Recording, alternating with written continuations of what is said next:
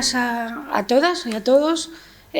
Comenzamos con la mesa de buenas prácticas de intervención social. Lo que voy a hacer en primer lugar es presentar a las compañeras que hoy están aquí en la mesa, que vienen en representación de 3 entidades y que nos van a contar pues, de primera mano los proyectos que tienen en marcha y que están vinculados a esas buenas prácticas de intervención social, y también nos van a contar un poco lo que es su entidad y su modelo de intervención. Voy a seguir el orden en el que luego ellas irán haciendo sus presentaciones. En primer lugar, pues está Amparo. Amparo es la responsable del servicio de apoyo en el entorno de la Fundación EDES. Promueve nuevos modelos de cuidado prestados por la comunidad, centrados en la persona y adaptados muy importante, a los entornos rurales.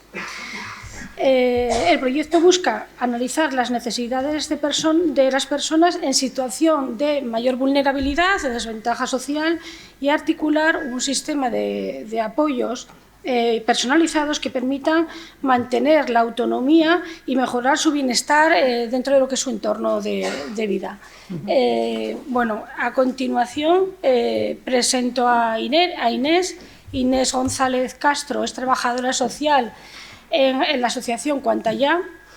Nos va a contar también su proyecto La Carambola, una iniciativa de acción comunitaria que impulsa a su asociación Cuantayá que busca movilizar a la comunidad en torno a la mejora de la calidad de vida, el envejecimiento activo y la prevención de la soledad no deseada en personas mayores de la zona sur de Gijón.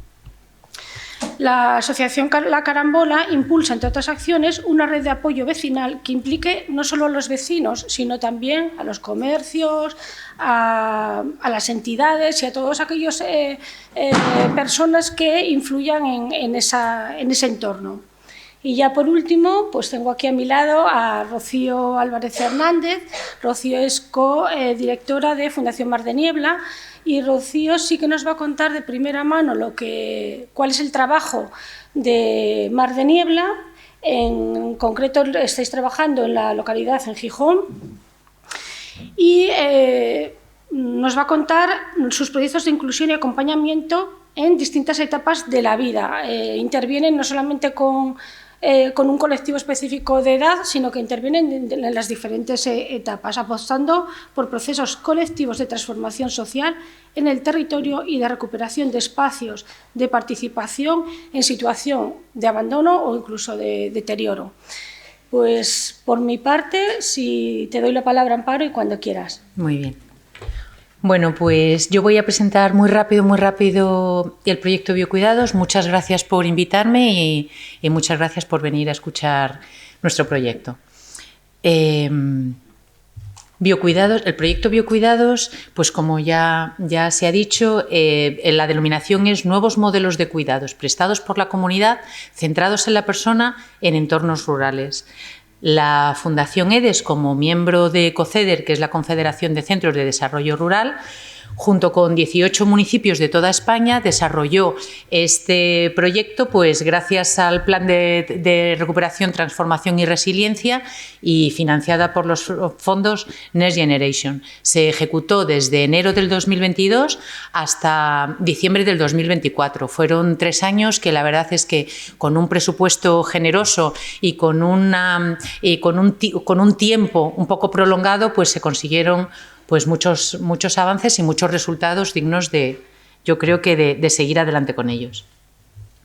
El proyecto no era simplemente implementación, llevaba una parte de diseño en la que había que diseñar la metodología de trabajo, otra parte de implementar esa metodología que estaba diseñada, otra parte de evaluación, porque naturalmente al ser un proyecto de investigación tenía que tener una evaluación y tenía que generar unas evidencias que luego pudieran llevarse pues, para poder luego proponer políticas públicas en las que se pudiera incluir este proyecto y esta nueva forma de trabajo. Biocuidados como paradigma tenía en nuestra entidad y en todas las demás, o sea, como proyecto general, promovía la atención integral centrada en la persona, ¿no? que está basada pues, en los derechos humanos, en la autonomía y en la dignidad. Esto, cualquier cosa que se hiciera o con cualquier colectivo tenía que estar impregnado en dignificar a la persona, atender a su singularidad, promocionar su autonomía y luego que que fuera flexible y que se adaptara a cada territorio, a cada colectivo y a cada lugar con sus singularidades. Lo primero que tuvimos que hacer para que luego pudiera generar,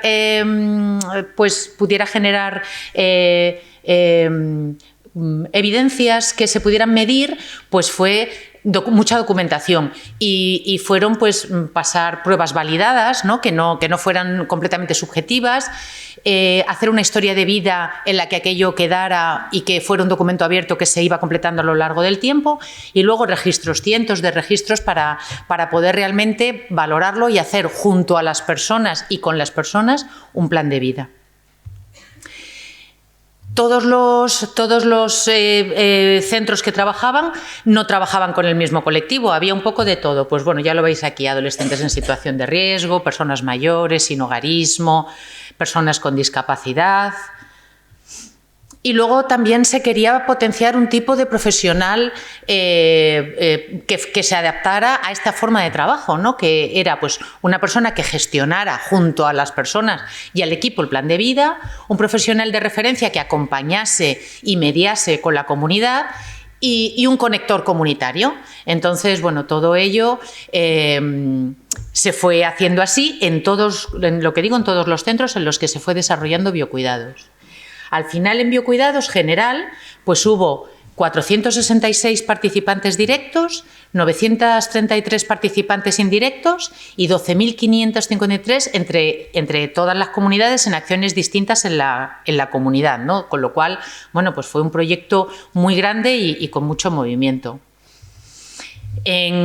Como para poner un ejemplo y explicaros en qué consistió todo esto que acabo de decir, vamos a poner el ejemplo donde trabajamos nosotros y donde lo desarrollamos, que es en la Fundación EDES, que estamos, como ya sabréis, allí en Tapia de Casariego, y que el equipo de la Fundación EDES lo formaba la coordinadora de la Fundación, y luego había un equipo de implementación en el que había una responsable del territorio, una implementadora primaria, que era un poco la que recibía un poco toda la información y rellenaba todos esos registros, 5 implementadores secundarios y una preparadora laboral que se ocupaba más de temas que iban hacia el mundo laboral, hacia el trabajo, y luego una persona de gestión administrativa, porque claro, aquello daba mucho que gestionar administrativamente. Nosotros teníamos el de la conexión comunitaria, lo teníamos transversalizado. ¿Por qué? Porque todo el mundo era más o menos de la zona y todo el mundo, dependiendo del lugar en el que viviera y del conocimiento que tuviera del territorio, podía hacer ese trabajo. No hacía falta tener una persona específica que se ocupara de ello. En EDES trabajamos con personas con discapacidad intelectual, psíquica o trastornos del desarrollo.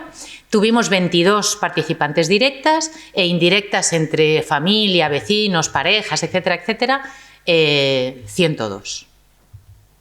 El objetivo general era contribuir al aumento de la calidad de vida, pero teniendo en cuenta su propia percepción,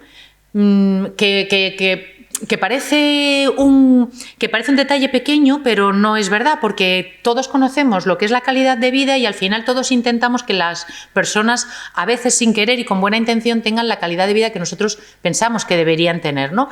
Entonces, era muy importante que las personas nos manifestaran qué necesitaban y qué era para ellas calidad de vida.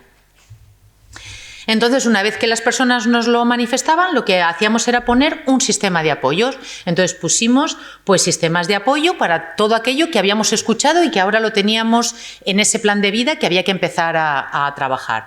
Entonces teníamos ocio y tiempo libre con un montón de actividades, refuerzo educativo, refuerzo en entrenamiento en habilidades sociales, que era un prerequisito que se necesitaba para luego estar en la vida, porque no olvidemos que este proyecto está en la comunidad. Nosotros no generábamos ninguna actividad que dijéramos, no, vamos a hacer un grupo para nosotros en nuestra entidad. No, estábamos en la comunidad insertándonos. ¿Alguien quiere estudiar la ESO? Pues a escuela de adultos de su pueblo, de lo más cercano que tenga. ¿Alguien quiere estar en un campamento? Pues vamos a ver qué campamentos hay en el pueblo y que una persona le acompañe. necesidades que mejoran el acceso a otras oportunidades, como por ejemplo el carnet de conducir o incluso una vivienda. Y luego, pues, empleo, o sea, pues desde hacer unas prácticas en las que las personas se pudieran formar en el puesto, estudiar oposiciones, bueno, todas aquellas oportunidades que nos daba el entorno y que las personas se mostraban interesadas en hacer. Y claro, luego un plan de vida es un conjunto de objetivos que da lugar a más oportunidades y más oportunidades. Es como cuando cae una gota de agua y se va haciendo una onda expansiva, ¿no?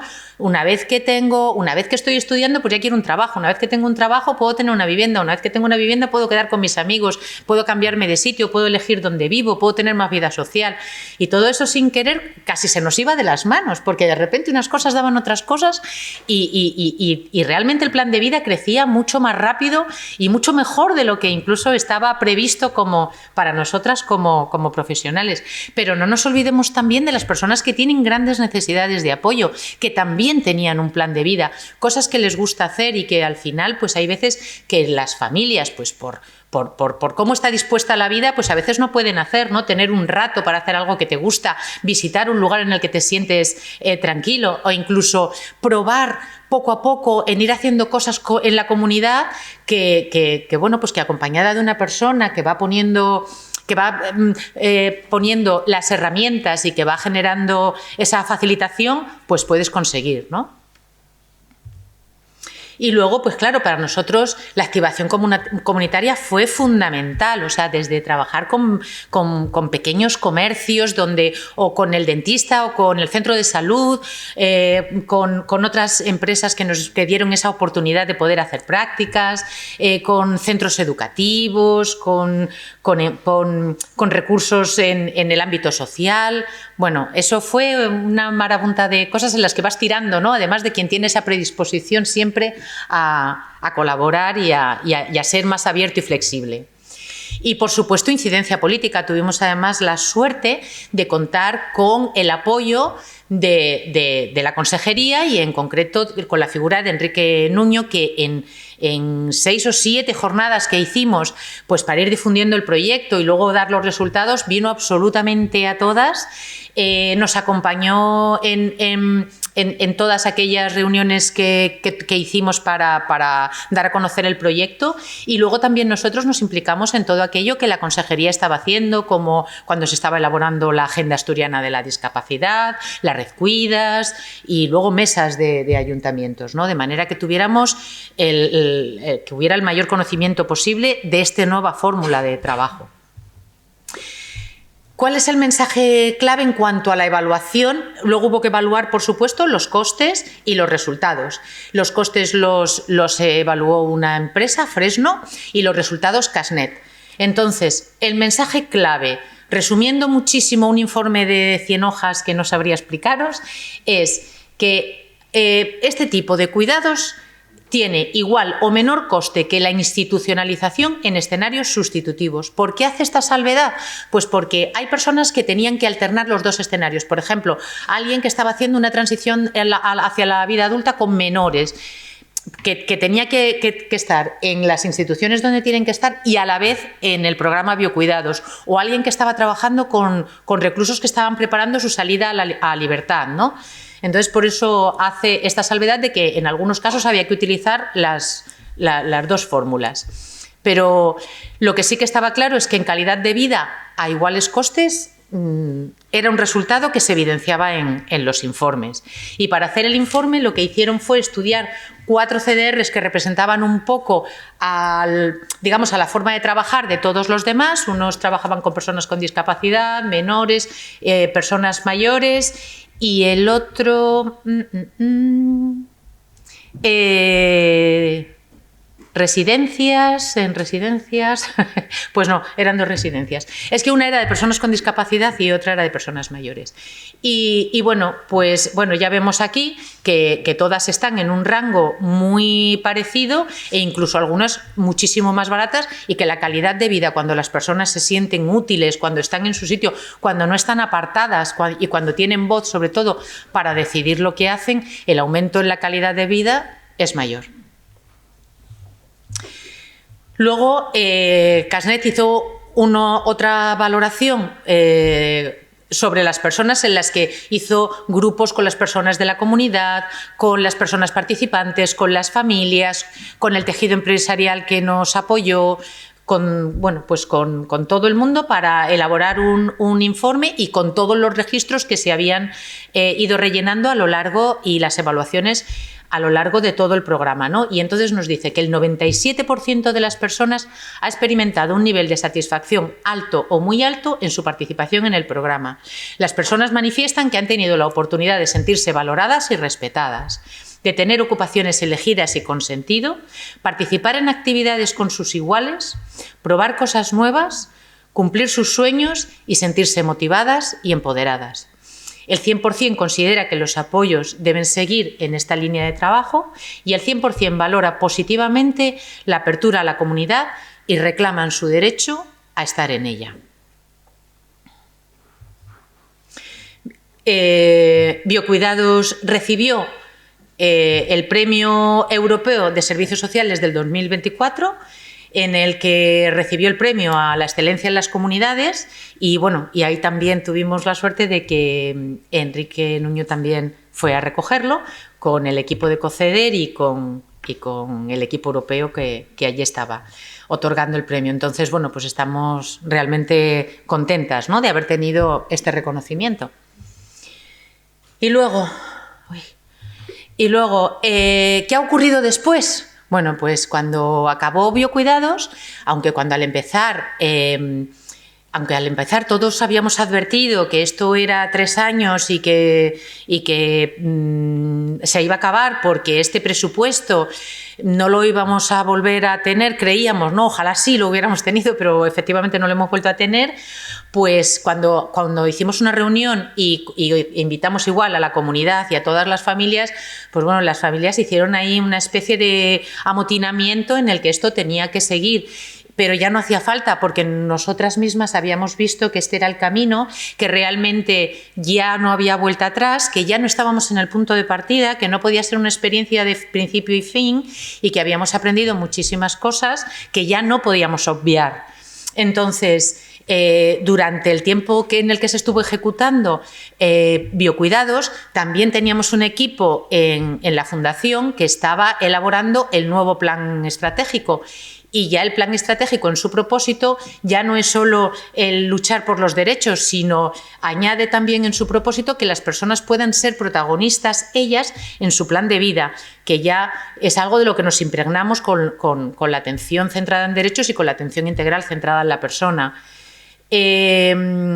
Hemos empezado a ejecutar este plan estratégico con formación, no solo en atención integral centrada en la persona, que ya lo hicimos al principio de implantar este proyecto, sino con atención centrada en derechos, y ya la hemos hecho para las personas profesionales que trabajamos en EDES, para las familias y para todas las personas que participan, las personas con discapacidad, trabajadoras que participan en programas.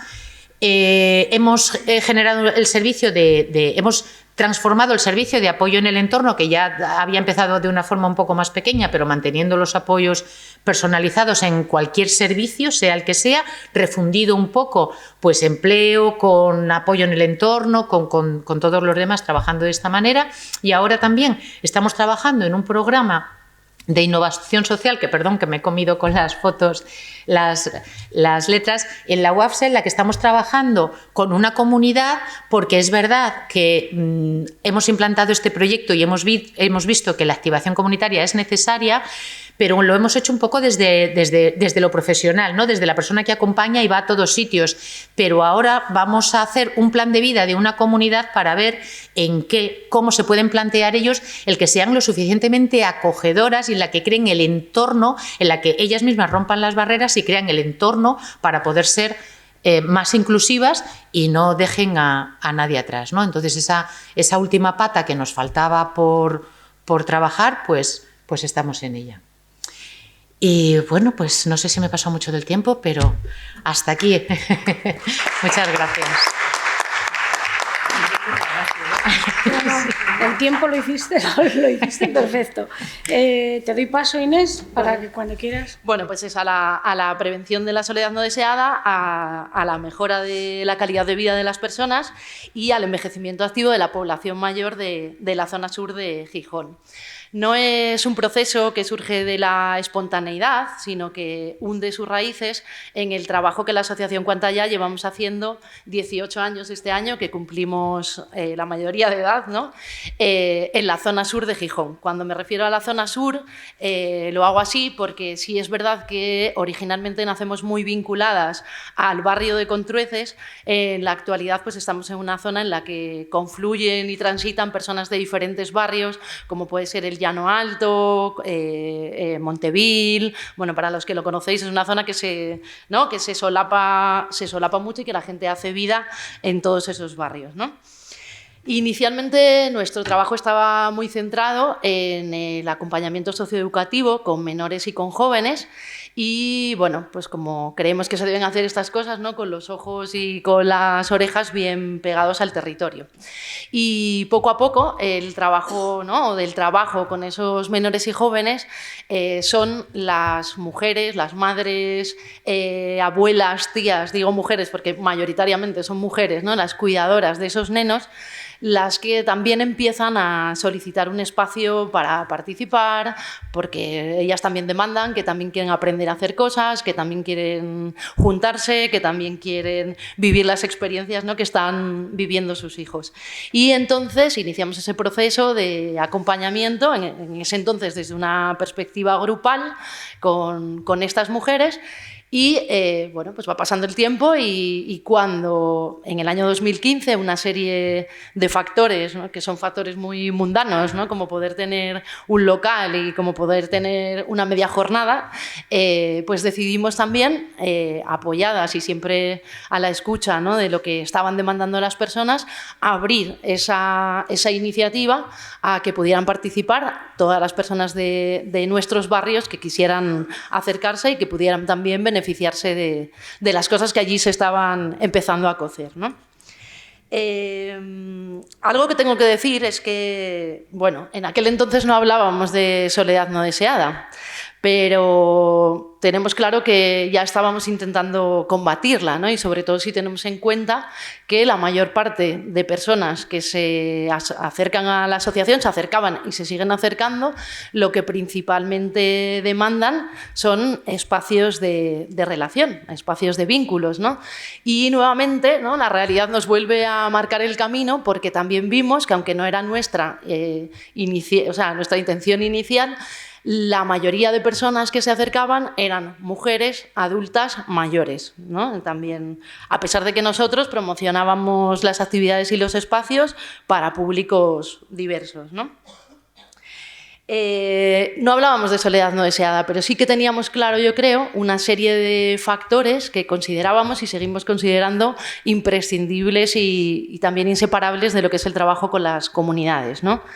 Uno de ellos era que si hablábamos de trabajar con la comunidad estábamos hablando de bienestar, ¿no? Estábamos hablando de salud, como se ha dicho ya, ¿no? Y estamos también un poco acostumbrados a escuchar, no entendida, ¿no? En ese sentido restringido como solo ausencia de enfermedad, sino desde un sentido más amplio, donde tanto el aspecto mental y como por supuesto los factores sociales tienen un peso preponderante, ¿no? Y entonces empezamos a trabajar por consolidarnos como un activo de salud y a integrar, ¿no? En todas las actuaciones y en todas las actividades y proyectos que tratábamos de impulsar desde esa perspectiva de salud, ¿no? De activo para la salud en la zona sur de Gijón.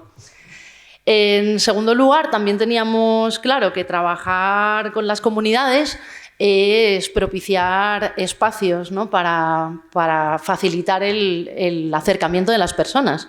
Nos gusta mucho utilizar la expresión de para que se conozcan y también para que se reconozcan, ¿no? Que si luego me da tiempo, pues ahondaré un poco ahí.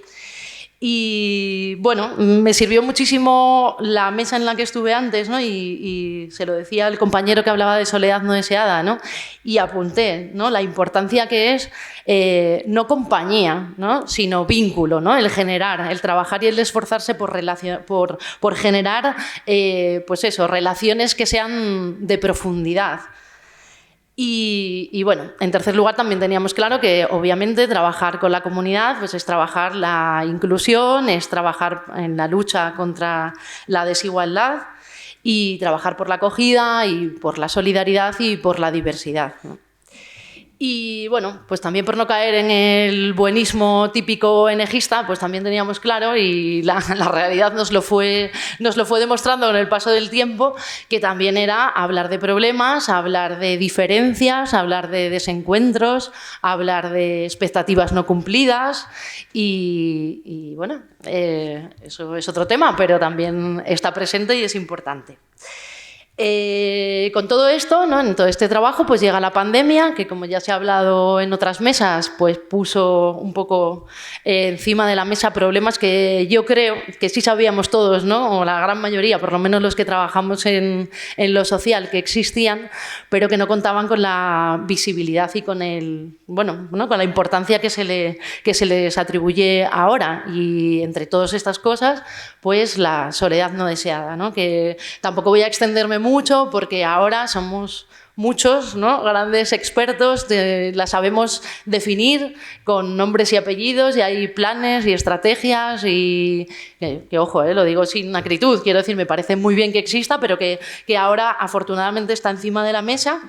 Y hablamos de ella y la conocemos mucho mejor y sobre todo, ¿no? Que creo que es lo que nos atañe más a nosotras en el tercer sector, pues a las consecuencias devastadoras que tiene para la vida de las personas. Nosotras también quisimos hacer algo y entonces, pues un poco, aparte de cuidarnos, ¿no? Las personas que ya estábamos participando en la asociación, pues quisimos impulsar, también brujuleando, por supuesto, ¿no? Otras iniciativas y otras experiencias que en otros territorios habían sido eficaces y que estaban dando buenos resultados. Pues entonces nos dimos a la tarea de impulsar la red de apoyo vecinal, que nacía entonces con este nombre, ¿no? De la carambola, y que inicialmente se concretaba en movilizar a una serie de personas de la comunidad que se comprometía a llamar por teléfono al menos una vez por semana a alguna persona mayor que deseaba ser llamada, ¿no? Con el único objetivo de preguntarle cómo está, de hacerle un poco de compañía telefónica, ¿no? Insisto en que en este momento pues estábamos muy... O sea, la carambola como red de apoyo surge muy cercana y muy constreñida, si queremos, ¿no? A aquellos tiempos pospandémicos en el que había pues miedo al contacto social, miedo al contagio, y entonces pues bueno, las cosas que primero abarca esa red pues se concretan en estas llamadas telefónicas, ¿no? Que al final, como os digo, tenían esa parte, ¿no? de hacer compañía y sobre todo de identificar pues necesidades también, ¿no? Y paralelamente a esa red pues se monta todo lo que es el seguimiento técnico, en el que por una parte se forma a las personas que llaman y se les hace un seguimiento, y por otra parte pues atiende a las necesidades que se van detectando en esas llamadas, que pueden ser desde, pues mira, no tengo quien me acompañe al médico y necesito que alguien vaya conmigo, o hacer un trámite, o hacer una gestión, o bueno, cosas diversas, ¿no? Y bueno, pues se da acompañamiento y seguimiento cuando es posible, se da respuesta desde la red, cuando no lo es, pues se deriva a los recursos especializados. Y bueno, pues también un poco lo que dice Amparo, como una cosa siempre va llevando a otra cosa, tuvimos que poner en juego también otro componente que nos parece fundamental en el trabajo con las comunidades, que es el poner y en involucrar a otros actores del territorio que también pueden aportar y que pueden unirse a la red, ¿no? Y es entonces cuando pues, nos ponemos en contacto con diferentes actores de la comunidad, pues con los servicios sociales, con profesionales del servicio del centro de salud de allí de Contrueces, con el centro de mayores del Llano, que para nosotros también ha sido un gran aliado. Y bueno, pues también empezamos a dar también difusión al proyecto, involucramos a los comercios, ¿no? Que era una experiencia que se había hecho en eso que os comentaba, ¿no? De tomar como referentes radars en Barcelona, y nos hizo pensar que era cierto, ¿no? Que al final los comercios pues son la primera puerta de acceso, además para muchas personas que están excluidas de otros circuitos, ¿no? Porque la señorina o el señorín mayor pues igual a la farmacia con mucha probabilidad acude, a la carnicería, a la peluquería, ¿no? ¿no? Que de hecho fueron los 3 primeros comercios que se involucraron a la red, fueron estos, ahora ya son más. Y así poco a poco se fue consolidando esa red.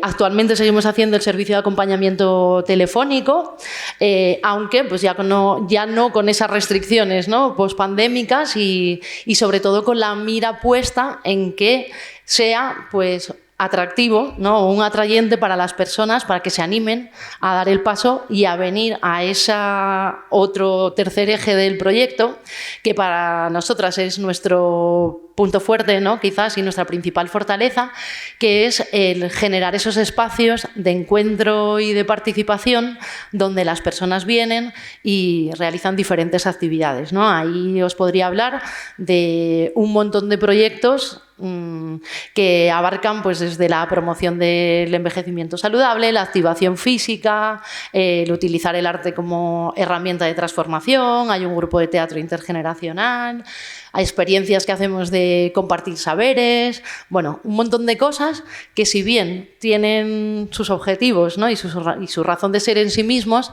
también es verdad que nosotras, ¿no?, y yo creo que eso es un ingrediente importante, cuidamos mucho ese factor de vínculo y de relación, ¿no? Para nosotras, como siempre decimos, el pretexto es la actividad, aunque no lo sea, ¿no? Y aunque obviamente si hay una clase de estimulación cognitiva tiene sus propios propósitos, pero siempre cuidando que ese aspecto de encontrar un momento en el que la gente hable, en el que la gente proponga cosas, proponga intereses, proponga inquietudes, pues también es importante. Y voy a terminar con la última patita, ¿no?, de este proceso, que es la carambola, y que quizás es la que tenemos más desarrollada y quizás es más deseo, por muchas cosas que se han dicho ya a lo largo del día de hoy, que es el de la parte de reflexionar, ¿no?, de reflexionar sobre las intervenciones que hacemos y de analizar críticamente bueno, pues el camino que estamos siguiendo, con el propósito siempre de evaluar, de mejorar, de generar conocimiento, en el que estamos, ¿no?, por la labor de incorporar a otras miradas y dar voz a otras voces que normalmente no encuentran esa posibilidad para expresarse. Y en eso estamos, ¿no?, para intentar trabajar cada vez mejor y para crear una comunidad fuerte en la zona sur de Gijón. Y yo me callo, no sé si me quedó tiempo para el vídeo. Sí, dura 3 minutos. No salía de casa, me metía todo el día en la cama. Entonces mis nietos que viven conmigo me dijeron que eso que no era vivir, que había que salir. Entonces encontré una señora un día de que venía aquí a esta asociación, bendita la hora en que la encontré. Porque esto no es una asociación, es una familia, es un bienestar. Para mí fue un estado de cambio de actitud. Mi vida cambió muchísimo.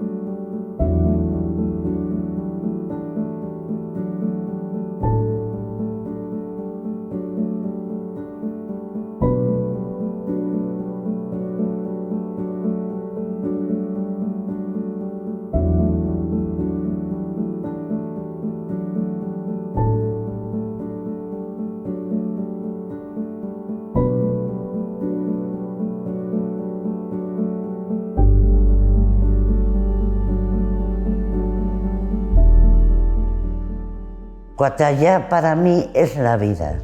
Soy feliz porque si no llevo Cuatallá yo no levanto cabeza. Había tenido una desgracia, estaba como muy deprimida y esto me revivió.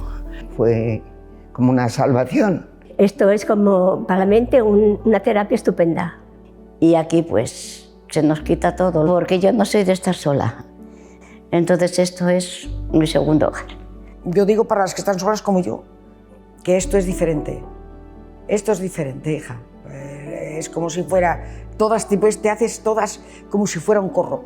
Es como un refugio para la gente, porque es una asociación abierta a todo el mundo, no se tiene cabida a todo el mundo aquí. Mira, es una forma de interactuar, de conocer gente, de quedar con ellas, de hacer cosas con la asociación, que siempre hay muchas actividades que vienen muy bien y puedes participar. Hay para distraerme, para hacer gimnasia, para hacer manualidades, estamos haciendo puntos, para cambiar de chis. Es que desde muy pequeña, en mi país, pues yo participaba en los grupos de teatros del colegio y siempre porque tenía el gusanito ahí del retorcido del teatro. Y aquí en Cuenta Ya, como que se dieron cuenta de eso, y estoy participando en unas clases de teatro con el profesor Borges y otras compañeras. Vengo para aquí y me distraigo muchísimo. Uno que te distraes y otro que aprendes cosas. Si no en casa, ¿qué haces toda la mañana y toda la tarde? Yo no caminaba, casi nada, y desde entonces yo empecé a caminar, gracias a ellas. No sabía manejar el móvil, ahora lo estoy aprendiendo a manejar. Estoy bajando kilos. Estoy aprendiendo de todo un poco, aprendiendo después de mayor. Yo lo único que tengo que decir es que gracias. Mira, me emociono y todo. Gracias, porque he encontrado mucho apoyo. De verdad. He encontrado gente maravillosa, que me apoya mucho, que yo quiero y me quiere. Así que gracias.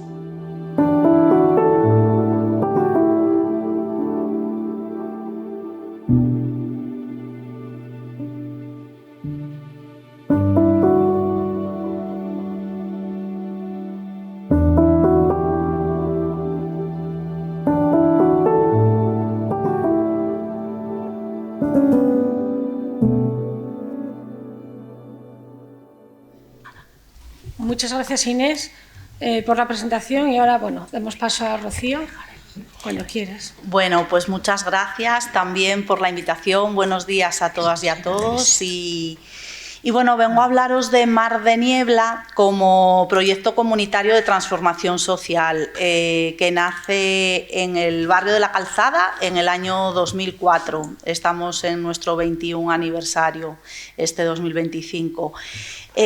Como proyecto global que puede ser entendido desde varios enfoques, pero yo creo que el principal es el contexto, el por qué Mar de Niebla nace en concreto en este barrio de Gijón, ¿no?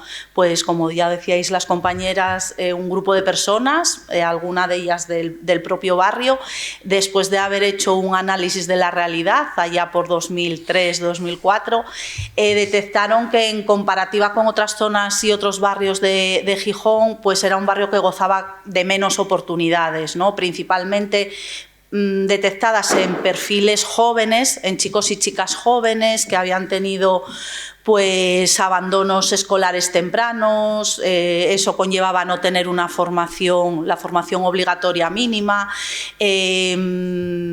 poquitas oportunidades de acceso al mercado laboral y bueno, y otras problemáticas, ¿no?, añadidas a esta situación. Entonces el contexto, el barrio y el territorio desde el primer momento de vida de Mar de Niebla es la clave fundamental, ¿no?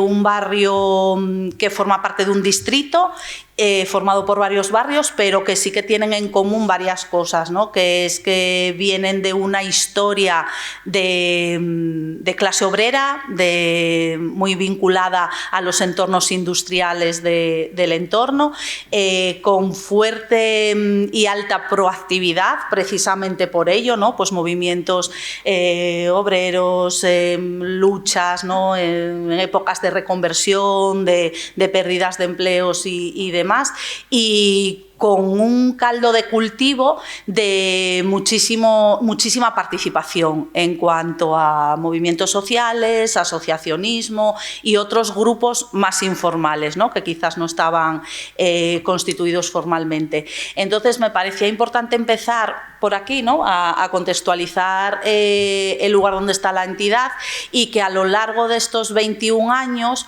hemos ido poniendo en marcha diferentes programas, proyectos y actividades que sí que pueden entenderse desde diferentes enfoques, aunque la perspectiva comunitaria sea la principal.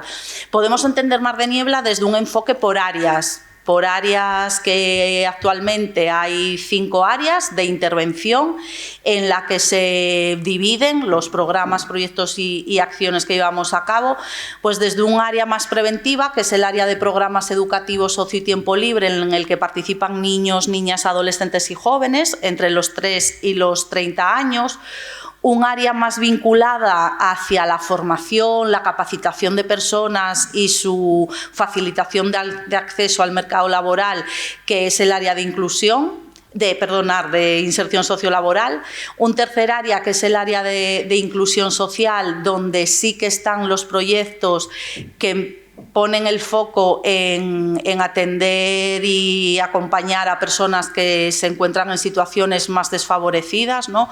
Es el área de inclusión social. Y por último, un área de intervención de promoción del voluntariado, de la participación social y del desarrollo comunitario, que es como muy transversal a todo lo que ocurre en Mar de Niebla.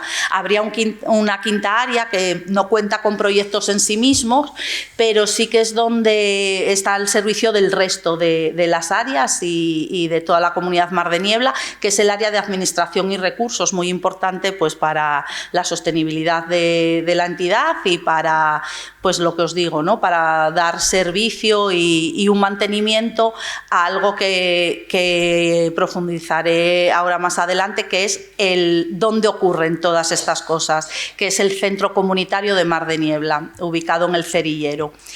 Entonces, un poco lo que, desde estos enfoques, lo que tienen en común todos ellos y todo lo que allí ocurre, hoy actualmente hay más de 20 proyectos o programas diferentes puestos en marcha, y lo que tienen en común es el enfoque de derechos, que es algo que ha ido saliendo desde la mañana de ayer en esta mesa y en las otras mesas y comunicaciones, ¿no?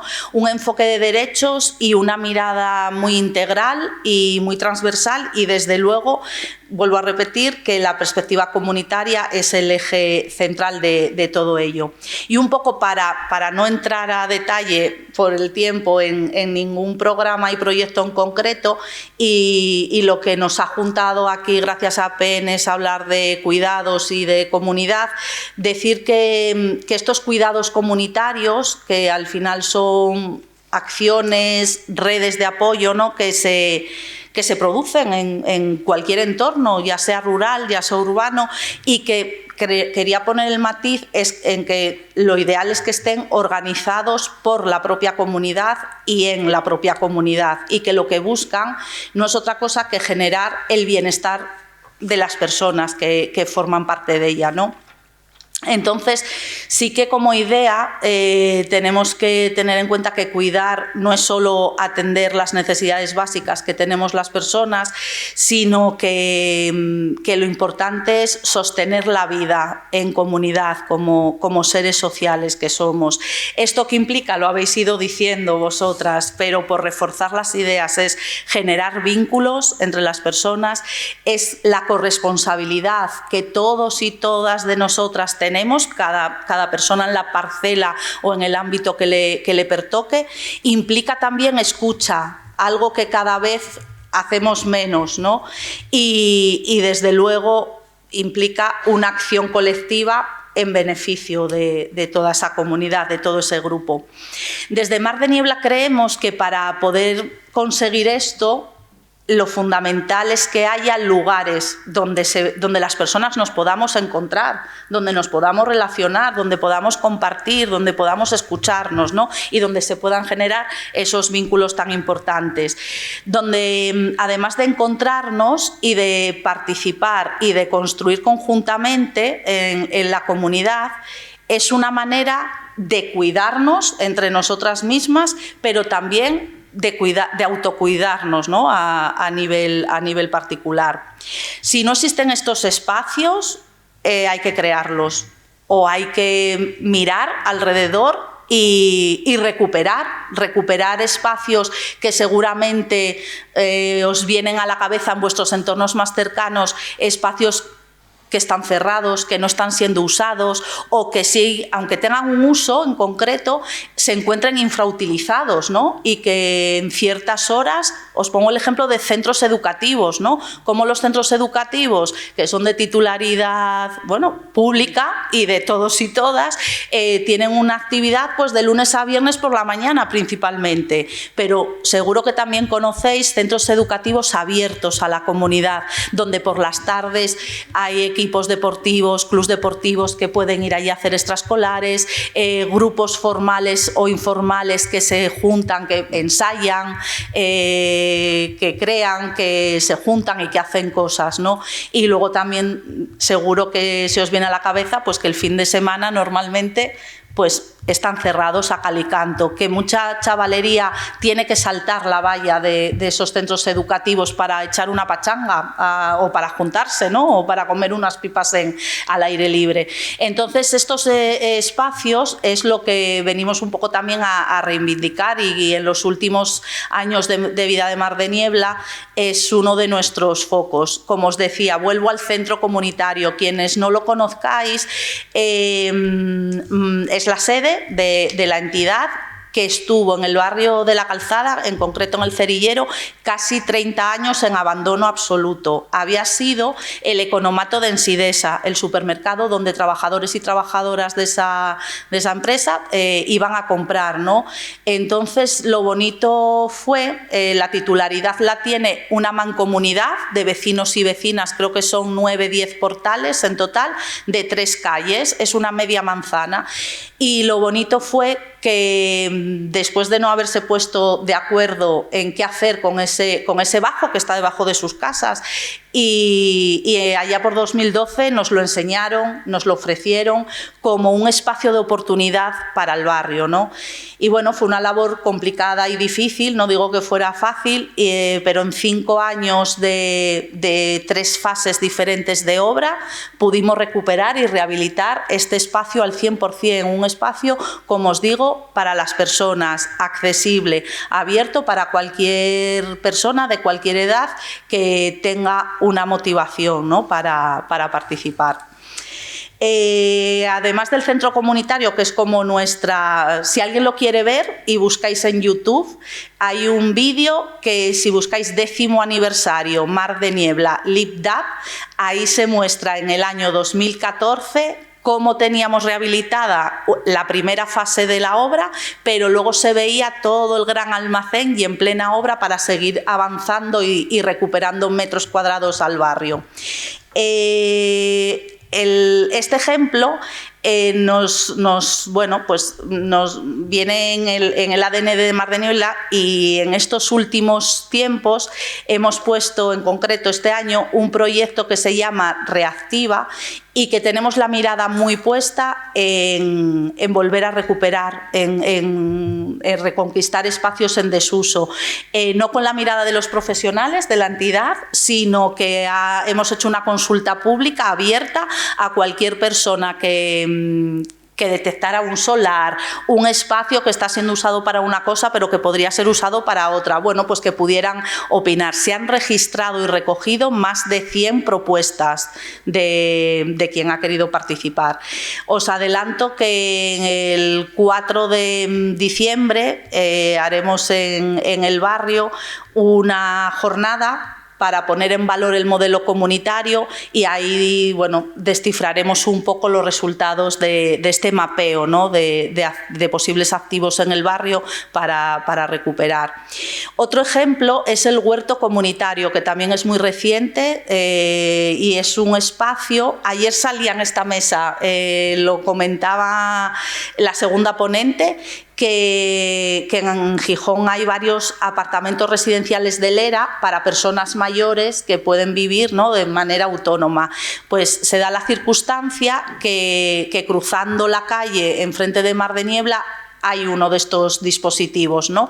Y justamente detrás de su edificio hay una zona verde que ya pega con las vías del tren y tienen una zona verde allí. Y bueno, pues en una labor de coordinación y colaboración con el ERA descubrimos que pertenecían a ADIF esos terrenos, que estaban en desuso, y gracias a una colaboración y un convenio y un acuerdo, pues desde hace unos meses estamos promoviendo, ¿no?, un huerto comunitario en esos terrenos en el que participan residentes en los apartamentos y también personas de Mar de Niebla, ¿no?, participantes en diferentes proyectos, desde los niños y niñas que han ido en verano, jóvenes que han estado poniendo su mano de obra, su fuerza física para ayudar a esas personas mayores que no pueden hacerlo, y algo muy bonito, el proyecto Eslabón, que es el proyecto que Mar de Niebla lleva desarrollando desde 2005 con personas sin hogar.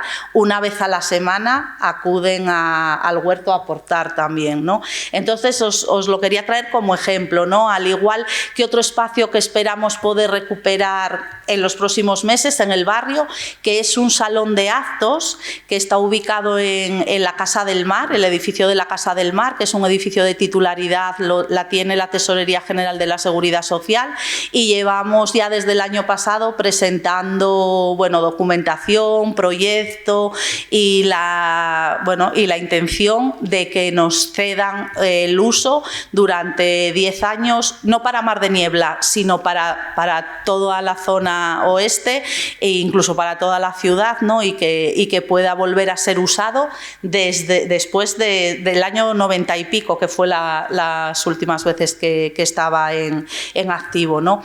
Entonces, bueno, deciros que son solo unos ejemplos muy, muy concretos y que al final lo que buscamos es promover la generación de esos vínculos y de redes, ¿no?, en un territorio muy concreto, que es el que os he venido a contar, pero que en cualquier territorio se podría adaptar y replicar, y que de esta manera salían los resultados, lo habéis evidenciado vosotras también, se generan factores de protección y preventivos, ¿no?, que las personas lo necesitan para su bienestar, para prevenir enfermedades, para prevenir sufrimientos mentales y sobre todo para prevenir esa soledad no deseada tan nombrada también estos días en esta mesa, con una mirada hacia la soledad transgeneracional, ¿no?, poder evitarla. Me gustaría poder terminar con una frase motivadora que decía Eduardo Galeano, que es que mucha gente pequeña en lugares pequeños, haciendo cosas pequeñas, puede transformar el mundo, ¿no? Así que muchas gracias por la atención.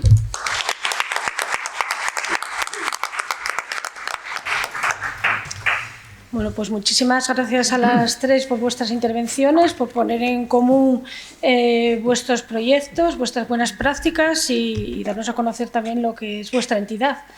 Me gustaría aprovechar, en función a todo lo que habéis contado, para haceros algunas preguntas.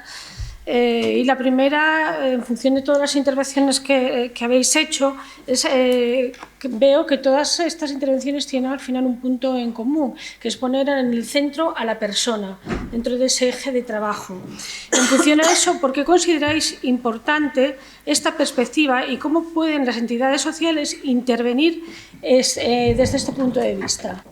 La comunidad tiene que ser el eje, porque por mucho esfuerzo que pongan las personas, si no hay una comunidad que te acoja, que te abrace y que esté preparada para que tú puedas desarrollarte ahí, va a ser imposible que podamos permanecer en los entornos. Nosotros que estamos en un entorno rural sabemos que a veces todo es difícil en cuanto a servicios, en cuanto a todo lo que necesitan las personas con alguna discapacidad, pero lo que no tiene sentido es que en los pueblos, en los lugares en los que estamos, haya una piscina, haya un polideportivo y tú tengas que ir a hacer una rehabilitación a 150 kilómetros, ¿no? Entonces, la comunidad, el entorno donde vivimos, tiene que ser el eje principal de las necesidades que tienen todas las personas, y que aunque tú seas una persona que está en una condición de discapacidad, te atiendan y tengas los mismos derechos que el resto a que tus necesidades estén atendidas. Y luego que las personas hemos visto, la Fundación ERES lleva muchísimos años trabajando. De hecho, este año pasado cumplimos los 25 años y lleva muchos años trabajando con personas con discapacidad, y ha ido pues avanzando en el conocimiento, en ver de qué son capaces, qué pueden hacer, y ha visto que las personas tienen un plan. Lo que pasa es que la comunidad a veces cercena esos planes porque realmente no me deja trabajar, no me deja titular.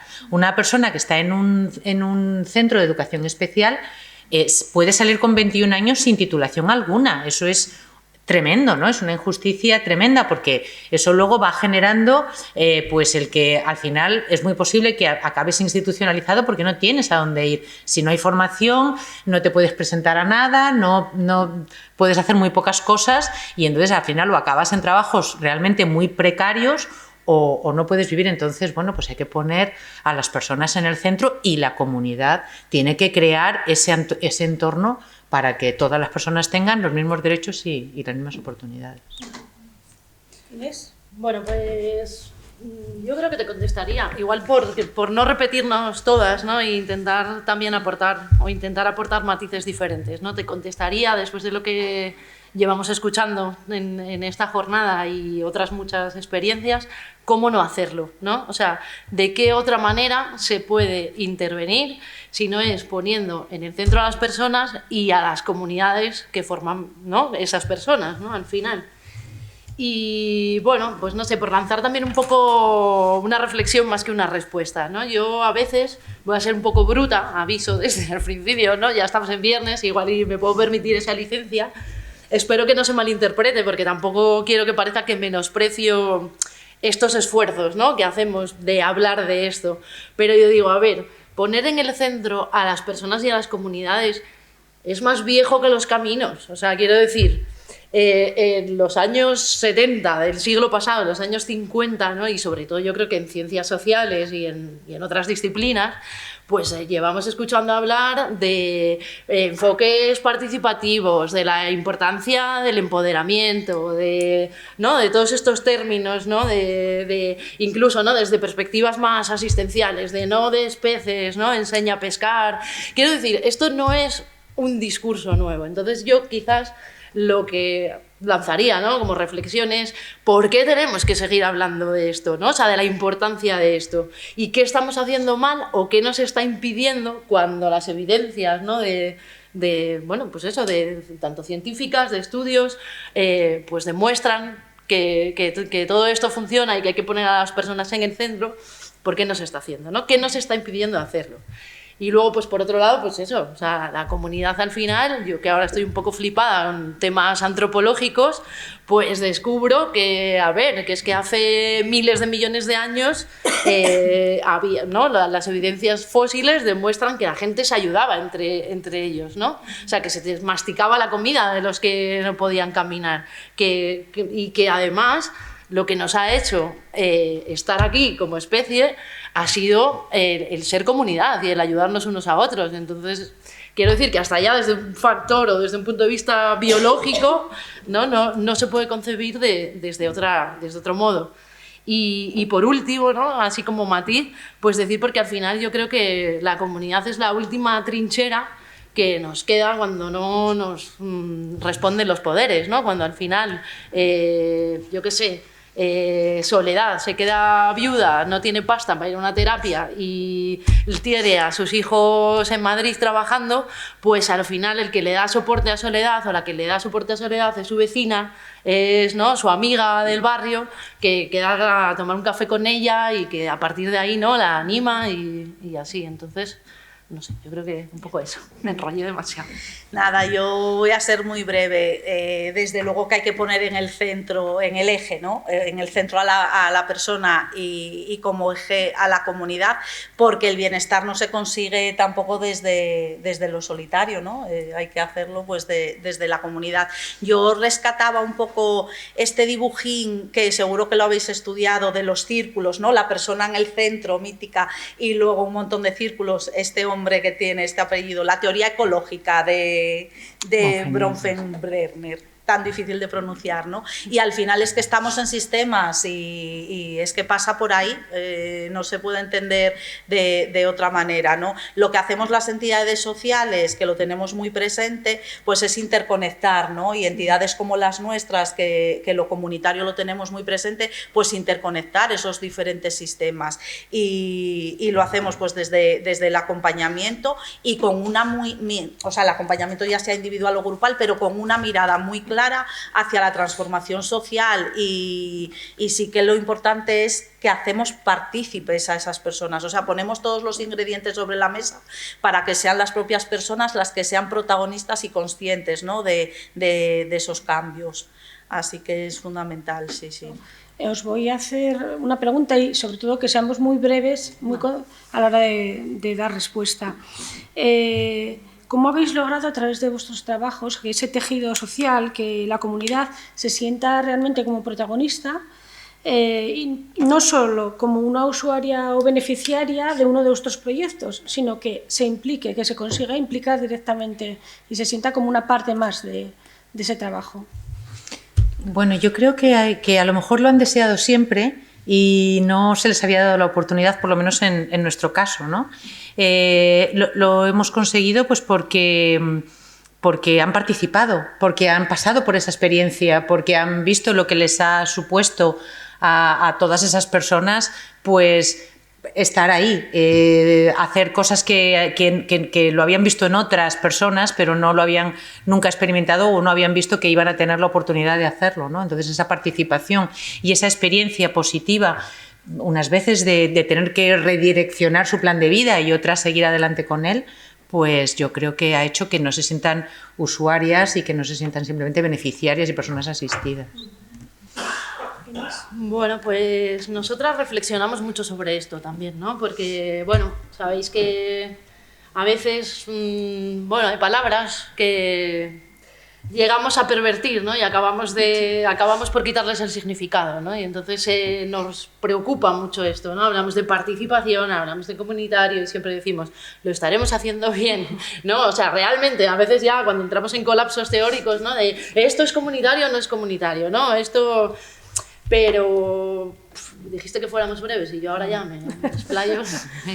Pero yo creo que lo más importante, y se hablaba también en la mesa de antes, es el que las personas se sientan parte, ¿no? Cuando nos sentimos parte de algo, ¿no? Cuando nos encontramos y nos reconocemos y además sentimos que lo que decimos, ¿no? Un poco lo que dice la compañera, le importa a alguien, ¿no? Y se tiene en cuenta, pues esa es la manera, ¿no? Luego ya, si son protagonistas y se sienten protagonistas, pues habría que preguntárselo a ellos también, pero yo creo que sí. Muy bien. Rocío. Bueno, yo por reforzar, totalmente de acuerdo con lo que habéis comentado, pero por traer también otra mirada, ¿no? La mirada de Pierre Bourdieu, que tiene la teoría del posicionamiento, que si no la conocéis es la que habla de los capitales, ¿no? De la importancia de la participación, ¿no? Que una persona, bueno, las personas en general, cuando participamos en nuestro entorno, pues estamos reposicionándonos en el campo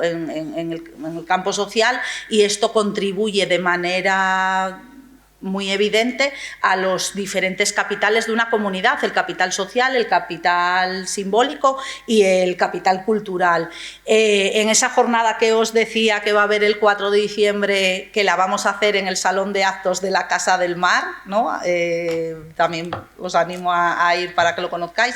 Va a venir una persona que ha hecho una investigación vinculando esta teoría del posicionamiento con el modelo de desarrollo comunitario, que es algo muy interesante y creo que para las entidades que trabajamos y que ponemos y que hacemos, ¿no? Que las personas se sientan en el centro y se sientan partícipes, pues para tener una visión más teórica del mismo.